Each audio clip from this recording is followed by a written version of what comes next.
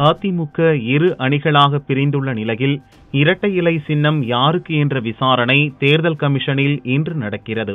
பன்னீர் தரப்பில் ஏற்கனவே 42 லட்சம் உறுப்பினர்களின் பிரமாண பத்திரங்கள் தாக்கல் செய்யப்பட்டுள்ளன. சசிகலா தரப்பில் 20 லட்சம் உறுப்பினர்களின் பிரமாண பத்திரங்களை தாக்கல் செய்ய 8 வார கால அவகாசம் கோரப்பட்டுள்ளது. இருப்பினும் அதற்கு எந்த பதிலும் தரப்படவில்லை. இந்நிலையில் சின்னம் தொடர்பான விசாரணை தேர்தல் கமிஷனில் இன்று நடக்கும் நிலையில் பன்னீர் அணியினர் புதிய முயற்சியாக புதிய மனுவை தாக்கல் செய்யவிருக்கிறார்கள்.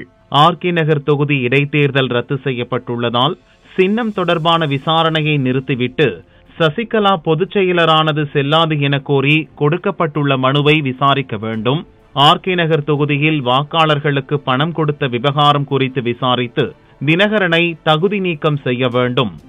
சசிகலா பொதுச் செயலரானது செல்லாது என அறிவிக்கப்பட்டால் அவரால் துணை பொதுச் செயலராக நியமிக்கப்பட்ட தினகரனின் கட்சி பதவியும் காலியாகிவிடும். அத்துடன் வேட்பாளர் தகுதி நீக்கம் செய்யப்பட்டால் தினகரன் தேர்தலில் போட்டியிடவும் முடியாது.